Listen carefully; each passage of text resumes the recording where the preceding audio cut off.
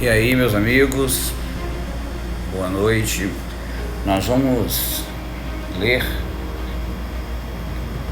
o texto de Romanos, no capítulo 8, verso 19 e 20, e vamos fazer alguns comentários sobre, pelo menos, duas palavras aqui, tá?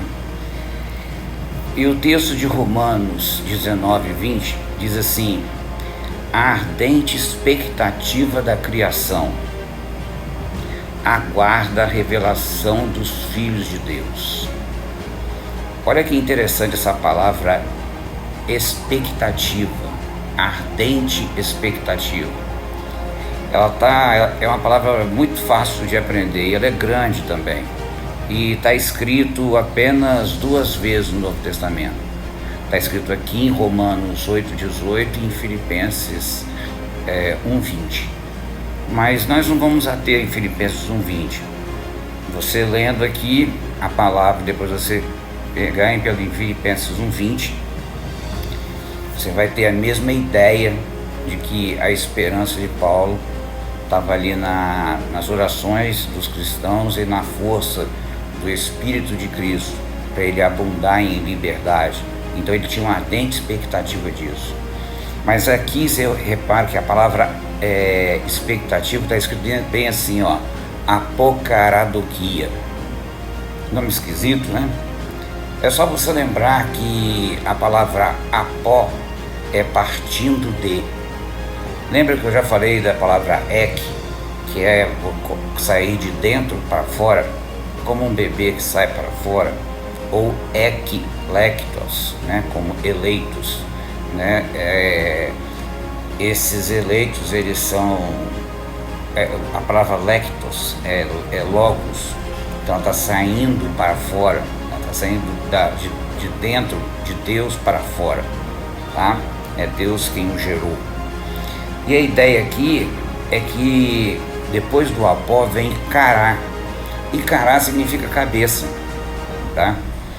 Ou seja, depois vindo o doquia, que dá a ideia de ver que dá a ideia de mostrar aos olhos, né? É um verbo doquel, dá a ideia de você pensar, julgar, né?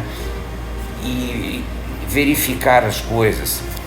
Então é como se, na verdade, a criação estivesse assim, de pescoço esticado, esperando a manifestação, né?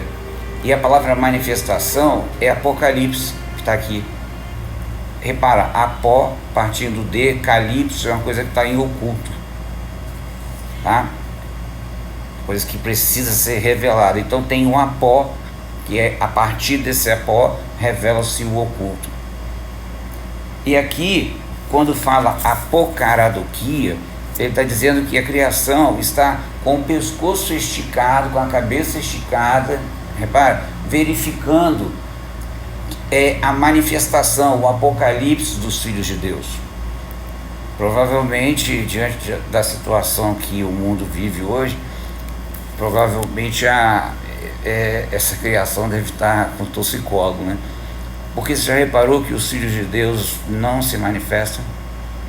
As pessoas, elas vão para a igreja e elas são apenas uma plateia. Eu queria que você pensasse que se a plateia de hoje, que está ali ouvindo as pregações, são parecidas ou semelhantes com a plateia na época de Jesus Cristo. Será que eles pensavam da mesma forma? Eles, lendo um texto desse, eles iriam pensar da mesma forma como nós estamos pensando? Então, essas dicas que eu dou aqui é para que você, através de uma tradução bem acurada, bem pertinho do original, você imagina o que é que realmente está acontecendo aqui. E o que está acontecendo aqui é que a criação já está cansada de ficar com o pescoço esticado, olhando para um lado, olhando para o outro, para ver onde é que estão esses cristãos, que nunca aparecem, não sabem pregar, não têm estudo, não têm uma educação evangelística, discipulado. E nós precisamos disso, porque do contrário, você vai simplesmente ser um ouvinte da palavra e não vai fazer mais nada. E essas pessoas que não fazem nada, não trazem frutos para o reino de Deus, elas vão ser lançadas fora, tá? Por isso que ele está dizendo que a criação já está com o pescoço esticado, esperando que os cristãos se manifestem, tá? Mas aí ele usa uma outra palavra que eu acho incrível no verso 20, que ele diz o seguinte: pois a criação está sujeita, olha o que o tradutor colocou aqui, sujeita à vaidade. Na nossa geração, você ouvir a palavra vaidade, você vai pensar outra coisa, né? Vaidade feminina, né? Vaidade do ser humano em querer ser melhor do que o outro, ou coisa desse tipo. Mas a palavra vaidade aqui está escrito assim, mataiotes, que significa algo assim de falta de vigor, sem força. Mas eu gosto da tradução quando diz que está em estado de corrosão. É como você criar um castelo na areia, daqui a pouco vem o vento, vem a água do mar e destrói tudo aquilo que está feito.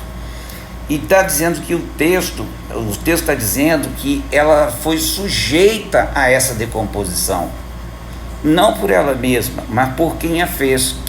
Qual foi? O que Deus fez? Agora vocês vão encarar a morte. E agora não tem mais jeito, vocês vão estar sempre se decompondo. Por isso que nós precisamos, irmãos, sempre nos renovar. Transformai-vos pela renovação do vosso entendimento. A gente tem que fazer isso. Entendeu? E não vos conformeis com este mundo. Lembra de Romanos 12? Ali também tem duas palavras interessantes que a gente pode estudar uma hora, tá? Então, para esse dia, né, para essa noite agora, gostaria que você pensasse nisso, né? Depois você leia lá em Filipenses 1:20, que vai aparecer a palavra apocaradoquia, que só se repete 2 vezes na Bíblia, tá? Aqui em Romanos 8:19 e Filipenses 1:20. E a palavra matoites, se você ler entendendo que ela não é vaidade, tá? A palavra tem ideia de corrosão. Você vai encontrar aqui, Romanos 8:20, Efésios 4:17 e 2 Pedro 2:18.